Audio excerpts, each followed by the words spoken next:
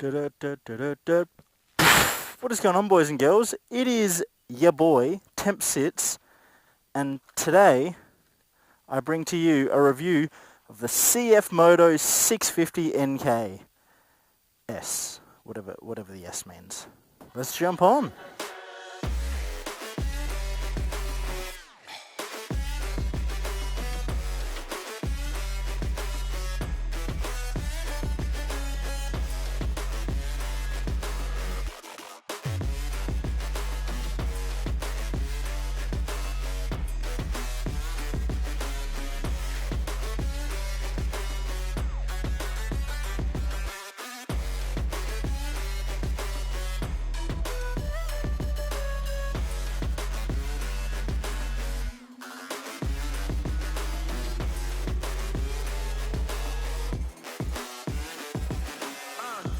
God that the brothers on the rise now.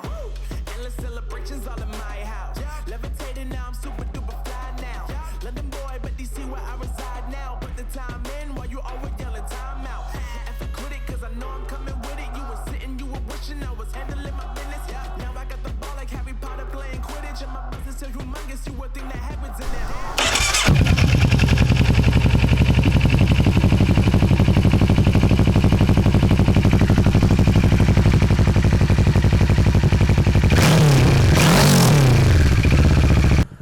Alrighty, 650 NK CF Moto. Now, first of all, looking at the bike, make sure you get used to this. It's the hazard lights. You'll probably need them. Got them.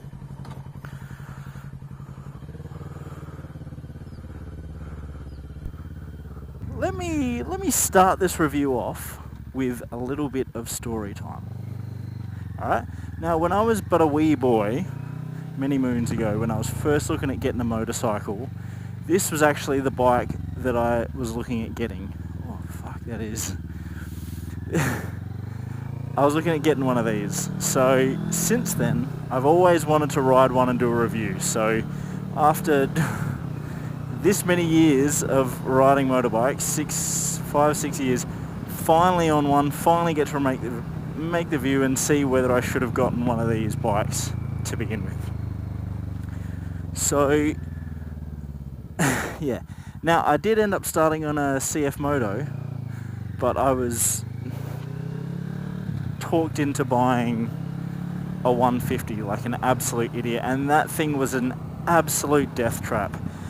So, I'm not usually against budget bikes, but I've had some issues with CF Motos in the past, so I may be a little bit biased, just so that you guys are aware. The OGs will remember the CF Moto. That was a thing. This seems a lot better though. So, initial impressions. It is obviously it's a naked bike. It's upright. The seat feels fairly comfortable, fairly paddish. However, these foot peg position is very aggressive with your legs, which is not comfortable to sit in. Like, I've got long legs, but my knees feel very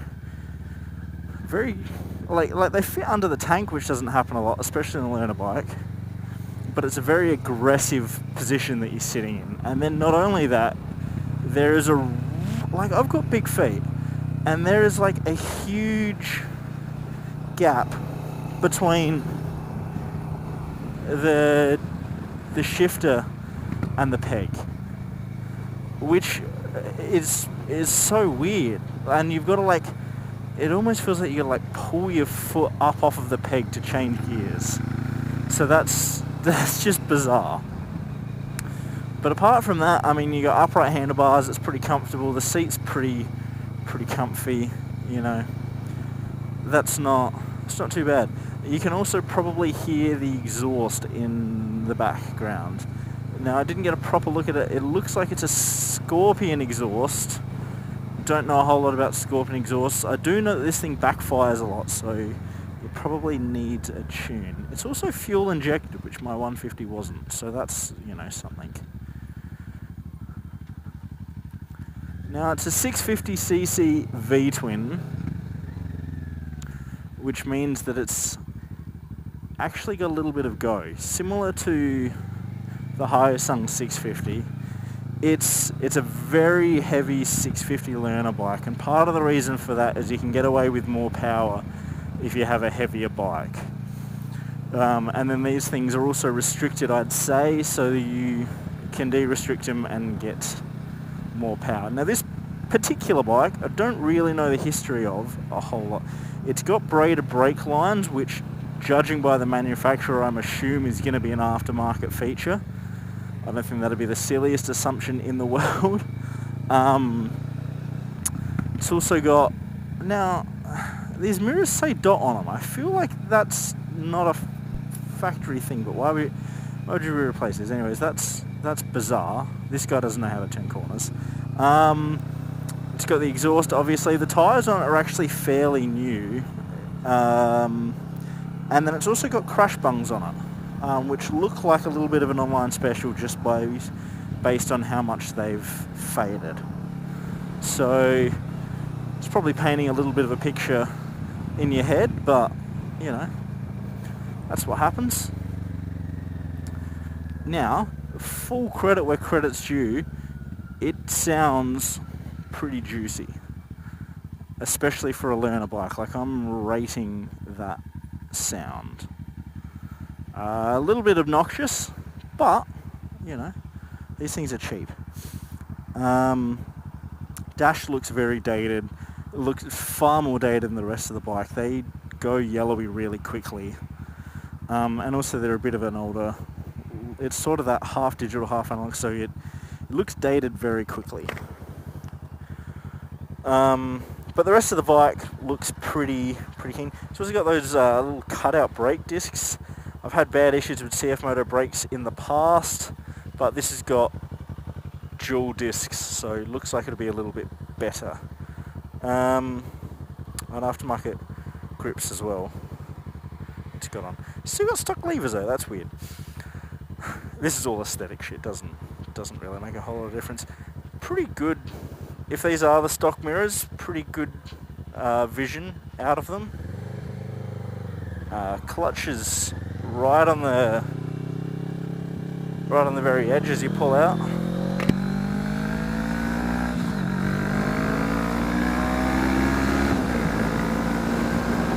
Alright, so first gear. Now for a V-twin, this has got a lot of its power higher up in the rev range, which is a bit bizarre. First gear feels like it's really slowly geared, and that's probably not the worst idea for learners. I think what happens there is, it is so loud. It feels like it's geared to be quite slow in first, because then once you get up and boogie, you know, it feels like it's got a bit of beans to it. But just that the initial taking off doesn't have a whole lot of guts to it. Which, yeah, as I was saying, if you're new to riding bikes and you get this as a first bike, that's probably not the worst thing, because you're less likely to bin it straight away. But if you're a bit more experienced, that'll probably get annoying very quickly. The fact that you get chopped off the lines.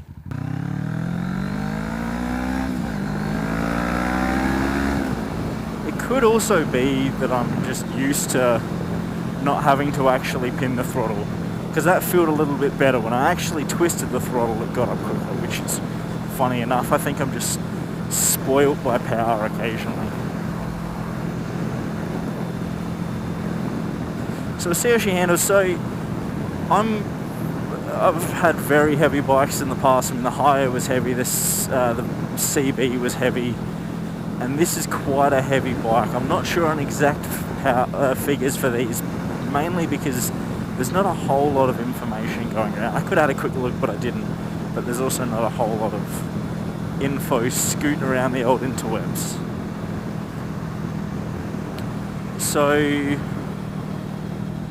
yeah, quite a heavy bike, but once again, once you're moving, it's not an issue. You know, it picks up its own weight, which you'd expect. Feels actually quite nimble as we sit here. It's, you know, it's got the same tyre on the back that the MT-07 comes with. Similar sort of bikes. One's a parallel, one's a V-twin. But yeah, so far a whole lot better experience than the 150. I mean, the 150 wasn't just underpowered, it was also a dangerous death trap. Now, I'd only ever been in the one, so it could have been an issue with just mine, but realistically, that's like bottom of the bargain barrel price. The 150s are. So these, now I remember when I was first looking, I think brand new, they were roughly sort of $6,000. I'd say they're probably sort of around that mark, roughly. And then used, you could probably get them for three or four. You could probably find one for $3, maybe even $2. You know, it's hard to, you know, if one of these popped up for $3,000, I would not bag you for getting one, because that's a lot of bike for, you know, that's Ninja 250, not even 300, that's Ninja 250 pricing, and you're getting a shite load more bike for that. Now, I think we're in third along here, and we're sitting, you know, 80, 100 k's through the corners, no issues at all, because it's heavy, it's very stable through the corners. Oh, that's a bit low. Very stable through the corners, so that's also something that's nice as a learner. You know, you don't necessarily want the lightest, fastest turning, because you want that extra bit of stability. But yeah, it feels it's pretty nice. I mean, it's, you know, it's got a bit of beef to it. Now, I don't know if this is restricted or unrestricted, like I said. So it's hard to judge if this is what they're like out of the box. That being said, the things that have, I mean, as a general rule, de-restriction on bikes like this is super piss easy to do. There's usually a little bit of airbox modification, removing a plate, and you've got the full bike. So I wouldn't be surprised at all. I'd say it voids warranty, and if you had an accident, you would be screwed. But, you know, you got to risk it for the biscuit sometimes. Not advising you to do that, but people generally do. It's the way it works. You run the gauntlet sometimes. Yeah, it feels really nice for this sort of 80k cruising. Now, it does feel like I'm picking up a lot of the little bumps through the back and feeling it in my back a bit already. I think part of that might be how aggressively I'm sprung with my feet. I'd also get pretty sick of that gear linkage very quickly, I'd say, having to like lift me bloody leg up to change gears. So you probably, if you bought one of these, you probably buy a couple of rear sets and fix that up, like adjustable rear sets, and fix that up yourself if you so chose, which wouldn't be the worst idea. Yeah. So the other thing is looks. Now, they don't look half bad for a naked bike. For a stock naked bike, I think they look okay. I feel the headlights got a couple of projectors, similar to the Hysun. It's got a couple of LED strips. All the indicators are LED, and so is the tail light. It's the same thing with my CF Moto. They're pretty good with chucking the LEDs on when they come out of the Chinese factory. You know, they got to sell you the bike somehow.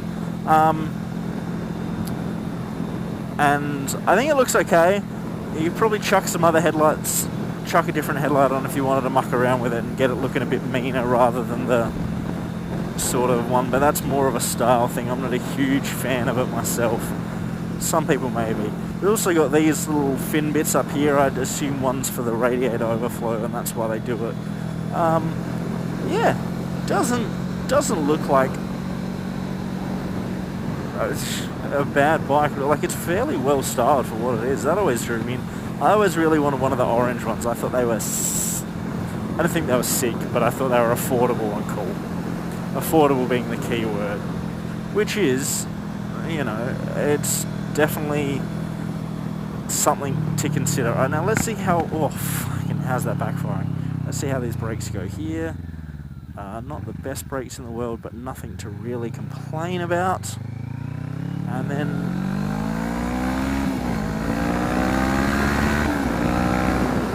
yeah, so that 0 to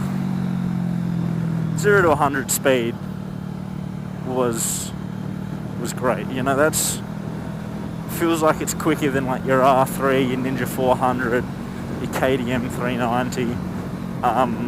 You're up there around sort of MT-07 levels. And this would be a lot easier to de-restrict than MT-07, so just keep that in mind. And realistically used, you're looking at half the price. So, you know, if you can afford an MT-07, get an MT-07. Love the MT-07s. Love the XSR 700 even more, which is the same bike, but just looks cooler. But, big but, and I cannot lie, but when I first got into bikes, I couldn't have afforded an MT-07. You barely afford the shitty bike that I did have, and going back, I would absolutely say, hey, if you're gonna go for cheap shitty, go for something like this. At least it's got a bit more go to it. Do you know what? I'm genuinely impressed with this, if I'm going to be honest. As far as a first bike, learner bike goes, feels pretty manageable. It's got some sort of cool points. It's cheap as dicks. It sounds cool with an exhaust. And it's not a Ninja 250 like everyone else has. I mean, everyone rides Ninja 300s these days, but you know what I mean? It's not a bike that everyone has. So you could probably take some of these badges off and change a couple of things, and no one would realise that you were riding a CF Moto. Which is, honestly, that's the biggest downfall of owning a CF Moto, is you've got to tell people that you own a CF Moto. And I can say that. I owned a CF Moto. I can tell you how disheartening it is. Yeah, I ride a bike. What do you... Oh, I got a CF Moto. And people go, what the f*** is that? What do you mean? What are you talking about? And to put it this way, like, the Hyosung 650 was a huge upgrade in quality from my CF Moto. So that sort of says a hell of a lot about it. Yeah, see, when you're cruising, those brakes don't feel like they give a whole lot of enjoyment. But brakes are something that can be upgraded, you know? When you're saving all that money on the bike, you can probably justify upgrading a few little things. You know, as long as the engine's... and I can't tell you about engine reliability. I've got no idea. But probably almost be cheaper to just buy another one if anything went wrong. It's something. Let me tell you that. All right, so low speeds. It is definitely a little bit bumpy. You'd want to be riding the clutch a little on that. Yeah. So the only issue is you don't want to do a whole lot of slow speed stuff on this, because it's not enjoyable, because you're feeling all of that weight and all the twitchiness of the throttle, and all the negative points sort of get exasperated at slow speeds. You feel that. But then once you've rolled onto it, it's okay.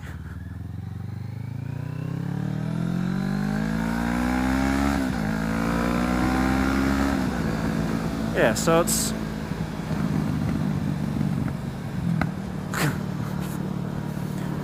it is such an obnoxious sound though, let me tell you. But that's what a lot of learners want, is they want a bloody obnoxious sounding bike.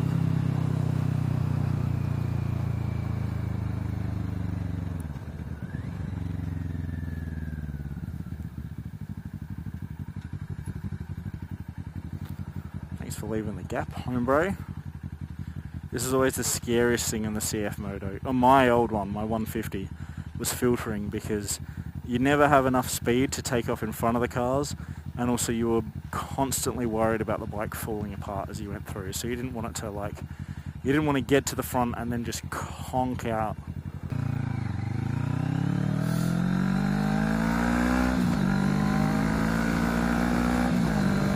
Yeah, see, once you're moving, it's got so much go to it. It's just that takeoff off of the line, which wouldn't be hard to change. You know, you change a couple of sprockets and you'd be Gucci, baby. I